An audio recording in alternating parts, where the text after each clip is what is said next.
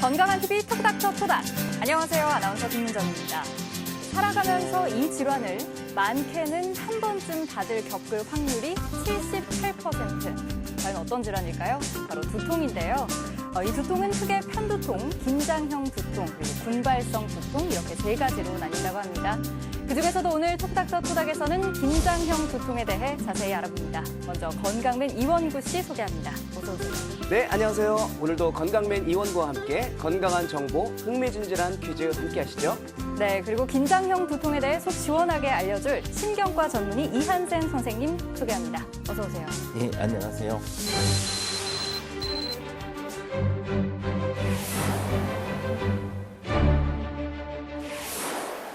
네, 선생님 일단 긴장형 두통 정확하게 무엇인가요? 긴장형 두통이란 이제 대부분의 사람들이 경험할 정도의 가장 흔한 두통 중에 하나입니다. 주로 양측성으로 보이고 박동성 및 긴장감을 갖는 이제 중증도 이하 강도, 좀 얕은 강도의 이게 두통이라고 말할 수 있습니다. 이제 편두통과는 달리 청소년기나 유아기에는 잘 시작을 하지 않는데요. 최근에는 이제 아이들이 학업 스트레스나 스마트폰의 장시간 사용으로 인해서 많이 증가하는 추세에 있습니다. 그러나 이제 30대와 같은 중년기에 가장 많이 발생하고요. 이게 두통은 일반적으로 일상생활에 지장을 주지 않는 정도로 발생을 합니다. 그래서 대부분 경미한 두통이기 때문에 발생 빈도는 정확히 측정하기 힘들지만 역시나 가장 흔한 두통 중에 하나라고 이렇게 얘기할 수 있습니다. 그러면 구체적으로 어떤 증상들이 나타나나요? 일반적으로 박동성이지 않은 이렇게 볼록볼록한 박동성이지 않은 압박감, 조이는 느낌, 또는 머리나 어깨를 짓누르는 듯한 느낌 등이 주로 무겁다라고 환자들이 많이 표현을 합니다. 그리고 양측성으로 나타나고 통증은 경미해서 일반 생활을 충분히 일상생활을 하실 수 있는 정도이고요. 다만 이제 두통 빈도가 잦은 경우에는 생각보다 이제 강한 두통으로 나타날 수가 있습니다. 편두통은 일상생활을 해서 더 악화돼서 이렇게 처져 지내는 경우가 많은데 긴장 두통은 이렇게 처져 지내지 않고 생활을 할 수 있다는 게 특징입니다. 부부싸움을 가끔 하는데 그럴 때마다 이게 너무 열받아가지고 뒷목 잡고 아 이렇게 한번 하거든요. 이것도 긴장형 두통 맞습니다. 맞아요? 예. 별로 이렇게 뭐 걱정할 필요는 없는 거죠? 이제 너무 혈압이 고혈압 환자나 이런 환자들은 이제 혈압이 높아서 문제가 될 수는 있지만 대부분은 좀 쉬면 괜찮아지죠. 여러분 긴장형 두통 증상 잘 들으셨죠? 이 증상은 내 증상이다 하시는 분들 채널 고정해 주시고요. 이어서 건강맨과 함께하는 첫 번째 OX 퀴즈 화면으로 보시죠.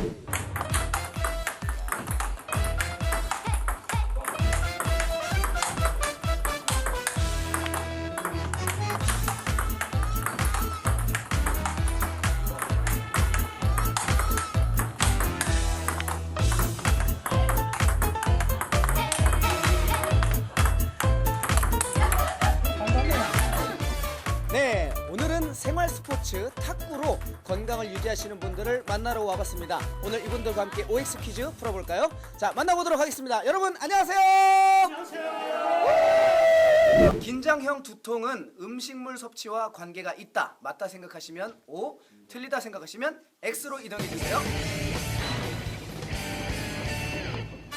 네, O를 선택하시는 분들 중에 자꾸 움직이시는데 긴장형 두통은 음식물과도 관계가 있다라고 생각하시는 그러면 본인 체질에 따라서 음식이 본인에 맞는 경우도 있고 안 맞는 경우도 있는데 잘못 섭취했을 경우는 약간의 본인의 몸에서 신체적인 반응으로 두통이 경미될 수 있다라고도 생각을 하기 때문에 약간 저도 좀 한 동작 배워볼 수 있을까요? 네. 네. 자, 올려놓으시고 애기 다루듯이. 네. 다시 손으로 갖다 주시고 네. 다시 와요. 밀어주고 몸도 이렇게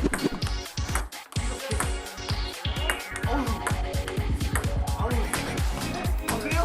잘하고 있는 거예요? 두통과 음식물 섭취와는 관계가 없다고 생각하시는 이유는 뭘까요? 긴장형 두통은 네. 긴장하고 억제돼서 생겼다고 생각합니다. 매운 음식과 탁구 둘 중에 스트레스를 날려버릴 어떤 나만의 무기는 무언가요? 물론 탁구죠. 네, 긴장형 두통은 음식물과도 관계가 있다. 맞으면 O, 틀리면 X. 정답은요? 정답은 O입니다. 최근에는 긴장형 두통도 이제 음식물, 부적절한 음식이라든가 과식, 불규칙한 식사 등에 의해서 주로 발생하는 것으로 주목받고 있습니다. 아직 정확한 원인은 밝혀지지 않았는데 이제 예를 들어서 과식 같은 경우에는 이제 복부에 이 복압이 증가하면서 상부 근육에 이제 경직이 발생하고 그것에 의해서 자극에 의해서 긴장형 두통이 발생하는 것이 발견되었고 이제 음식물이나 흡연 등에 의해서 산화질소가 많이 우리 몸에 발생을 하게 되면 통증을 전달하는 이 회로의 이상으로 인해서 긴장형 두통이 발생하는 것이 발견되었습니다. 긴장형 두통 환자 이렇게 저희가 진료할 때 보면은 가벼운 두통 시에는 흡연을 조금 줄이거나 혹은 음식물을 적게 먹는 정도로 환자들이 두통이 줄었다고 보고하는 경우가 많이 볼 수 있습니다. 이거 과식 때문에 두통이 생긴다는 건 좀 생소하네요. 그 긴장형 두통의 원인은 뭐가 있을까요? 아직까지 긴장형 두통의 정확한 기전이나 원인에 대해서 밝혀진 것은 이렇게 많이 없습니다. 이제 긴장형 두통 환자를 보면 두통이 있는 시기나 비두통 시기나 이렇게 머리 주변을 이렇게 눌러보면 이렇게 통증이 발생하는 압통점이 많이 발생해 있는데요. 이는 이제 말초에 있는 통각을 느끼는 통각신경이 이제 활성화되면서 이 근막 주변에 통증을 감지하는 것이 증가하게 되고 이것이 누르면 이제 아픈 주로 스트레스나 불규칙한 식사, 부적절한 식사, 커피와 카페인 음료의 과다 섭취, 혹은 탈수, 이제 수면 장애 이런 것들에 의해서 유발되는 것으로 되어 있습니다. 네, 그럼 이 긴장형 두통 구체적으로는 네. 어떻게 진단을 내리게 되나요? 이제 브레인 CT나 MRI 등 뭐 영상학적 진단 검사나 혹은 단일 검사만으로는 진단할 수가 없습니다. 긴장형 두통 진단 기준을 좀 살펴보면요, 다른 질환이 없이 뭐 30분에서 7일까지 오랜 동안 두통을 앓고 그런 양측성 또는 압박감, 조이는 듯한 통증 이런 것들이 일상생활에 의해서 악화되지 않는 그런 것들을 가지고 있을 때 긴장형 두통으로 진단할 수가 있습니다. 네, 이렇게 몇 가지 조건들이 있기 때문에 증상이 나타난다면 빨리 병원에 내원하시는 게 방법이겠다 이런 생각이 드는데요. 바로 이어서 두 번째 OX 퀴즈 함께 보시죠. 가벼운 두통이 발생했을 때에는 진통제보다 맑은 공기를 마시는 것이 더 좋다.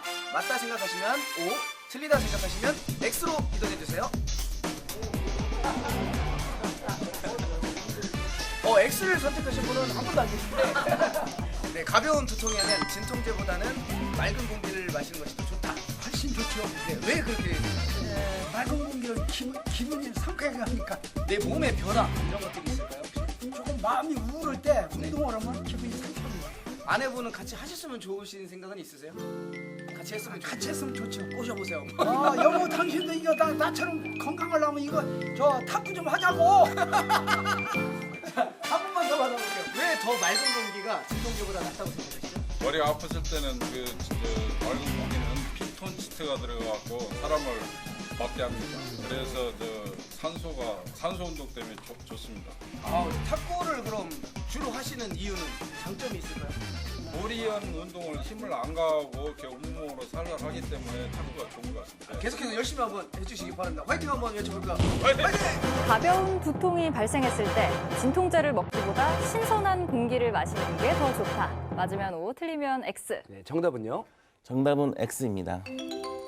많은 분들이 두통이 발생하면 이제 약물 내성이나 의존성이 발생하는 것을 두려워하기 때문에 맞아요. 약물을 아예 기피해 버리거나 혹은 심하게 아플 때까지 참았다가 이렇게 드시는 분들이 많이 볼 수가 있는데요. 이게 긴장형 두통이든 편두통이든 두통 초기에 약물을 복용하시는 것이 굉장히 중요합니다. 긴장형 두통에서는 이제 근막이나 근육, 통각신경 등이 이제 활성화돼서 과감인성으로 발전하기 전에 두통을 중단시켜 주는 것이 훨씬 두통 치료에 유리하고요. 편두통에서는 약물 복용이 시간이 지나서 하게 되면 약물 효과의 채 반도 되지가 않습니다.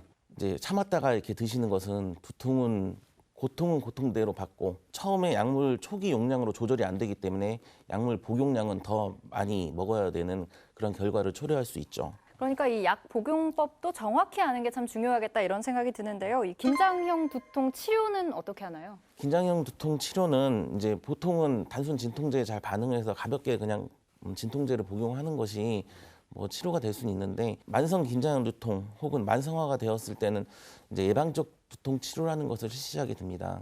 안정제, 근이완제, 항우울제 등 여러 가지 다양한 약제가 사용이 되는데 만성화된 상태에서는 이제 단일 진통제만 투여해서는 두통이 효과적으로 이제 치료하기 힘들기 때문에 이제 이완요법, 스트레칭, 뭐 적절한 운동, 뭐 식사 개선, 생활 습관 개선 같은 이제 약물이 아닌 비약물적 그런 요법도 같이 실시하는 것이 훨씬 좋습니다. 치료법도 알고 나니까 긴장형 두통 별로 두렵지 않은데요. 그러니까요. 네. 자, 그럼 이어서 마지막 OX 퀴즈 함께 보시죠. 두통과 함께 뒷목이 당기는 증상은 대부분 고혈압 때문에 발생하는 것이다. 맞다 생각하시면 O, 틀리다 생각하시면 X로 이동해 주세요. 네, O를 선택하신 분들 중에서 고혈압 때문에 두통이 발생한다 생각하신 이유는?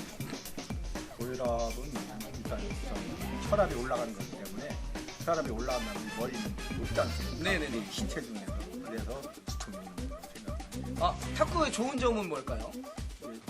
좁은 공간에서 네. 많은 활동을 할 수가 있습니다. 아, 많은 운동량을. 예. 아버님 그 어떠한 동작을 배우셨나요? 이제 우리가 그 탁구에서 스매싱이라고 하는데 스매싱은 이제 강하게 아, 여기 아버님. 네, 아버님 그 고혈압 때문이 아니다라고 생각하신 이유는? 아마 그쪽 이제 머리 뻗어가고 긴장이 낮춰서 지금 그러지 않을까, 더 심하지 않을까 싶네요. 또 뭐가 그렇게 나를 두통이 오게 만드나요? 사소한 다툼 많이 있잖아요. 사소한 다툼이 많은 우리 가족분들에게 한마디 좀 부탁드릴게요. 네, 앞으로는 좀 다투지 말고 행복하게 살자. 사랑해. 사랑해.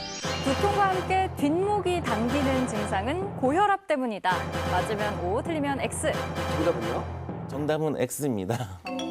많은 분들이 뒷목이 당기거나 뒷목을 이렇게 붙잡을 정도의 두통이 발생하면 이제 많이 생각하는 것이 혈압이 너무 올랐구나, 혹은 내가 출혈이 발생했구나, 이런 증상으로 보고 저랑 정확히 혈압을 재지도 않고 묻대고 고혈압약을 복용하시는 경우가 있습니다.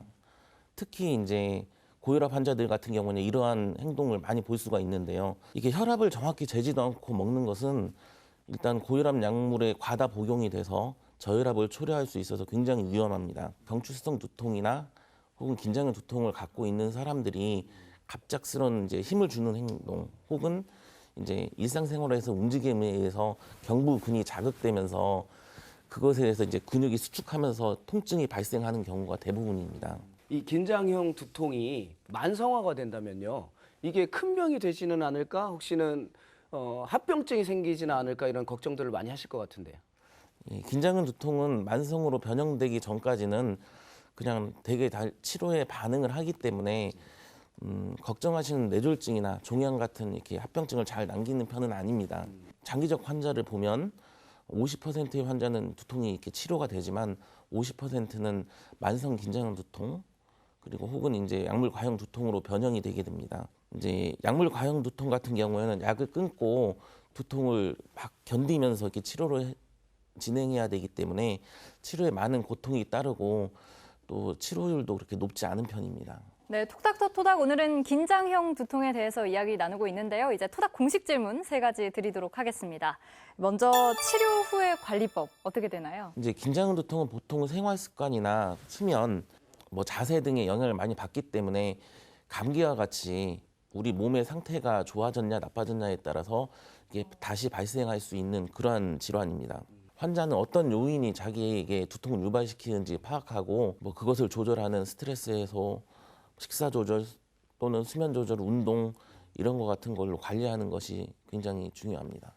선생님, 그런데 생활 습관을 개선을 했는데도 불구하고 또 두통이 발생한다면 어떻게 해야 될까요? 본인도 적절한 치료를 받고 생활 습관도 개선을 했는데도 이렇게 두통이 지속되는 경우가 있는데요.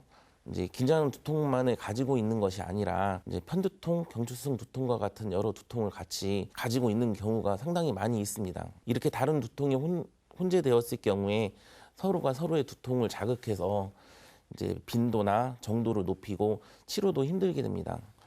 결국 재평가에서 긴장형 두통뿐만이 아니라 경추수성 두통이나 편두통의 유발 요인들을 같이 조절하는 것이 이제 예방을 성공적으로 할 수 있는 방법이고요. 그래서 환자 본인도 노력하고 적절한 치료를 실시하는데도 불구하고 지속적으로 두통이 발생했을 경우에는 다른 두통이 혼재하고 있지 않은지 생각합니다. 네, 그렇다면 2번째 공식 질문. 이 긴장형 두통의 예방법에는 구체적으로 어떤 것들이 있을까요?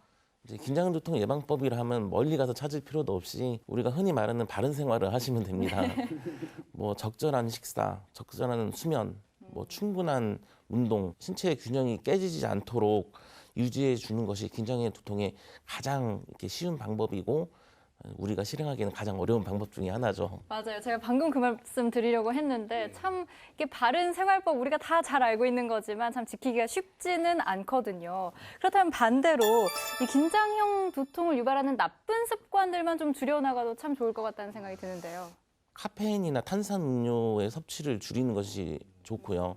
반대로 물의 섭취를 늘려서 이렇게 두통을 예방할 수가 있습니다. 그리고 적절한 운동을 병행하는 것은 두통뿐만이 아니라 여러 가지 만성 질환도 예방하는 데 도움이 되기 때문에 반드시 일주일에 3회 정도 약간 숨이 찰 정도의 강도로 이렇게 운동을 시행하는 것이 좋습니다. 업무 중 오래 앉아 있거나 서 있거나 하는 이제 습관을 가지고 있는 분들은 이 두통 및 근육통도 같이 유발할 수 있기 때문에 자주 앉았다 섰다를 반복하는 습관을 이렇게 들이는 것이 좋습니다. 네, 오늘 이렇게 긴장형 두통에 대해서 자세히 알아봤는데요. 원구 씨 어떠셨나요? 커피가 그렇게 두통에 영향이 많은지 오늘 처음 알았고요. 오늘 제가 굉장히 좀 많이 먹는 편이거든요. 카페인 섭취를 네. 좀 줄여나가야 되겠다는 생각도 좀 했고, 특히나 집에 가서 좀 화가 많이 나더라도 화를 좀 누르고 편안한 마음을 가지도록 노력을 해야겠다는 생각을 했습니다. 네, 선생님 마지막으로 오늘 질환과 관련해서 시청자들께 당부 말씀해 주시죠. 예, 이게 진료하다 보면은 이게 내원하는 긴장형 두통 환자들을 많이 보는데요. 처음에는 가볍게 일반 진통제로 이렇게 조절하다가 이게 장시간 습관화돼서 만성 긴장형 두통이나 혹은 약물 과형 두통으로 이게 변형된 경우를 많이 볼 수 있습니다. 이분들은 치료조차 포기하고 이게 무조건 조금 더 센 진통제만을 요구하게 되는데요. 조금 방법이 어렵더라도 이제 포기하지 않고 치료의 의지만 갖고 있으면 전문가의 진료를 통해서 두통을 달고 사는 지옥 같은 삶도 충분히 개선하실 수 있습니다. 네, 건강한 TV 톡닥터 토닥. 오늘은 신경과 전문의 이한샘 선생님과 함께 이 긴장형 두통에 대해서 알아봤습니다. 저희 토닥은 여러분의 건강의 플러스 또 행복의 플러스가 될 수 있도록 늘 함께 고민하고 노력하겠습니다.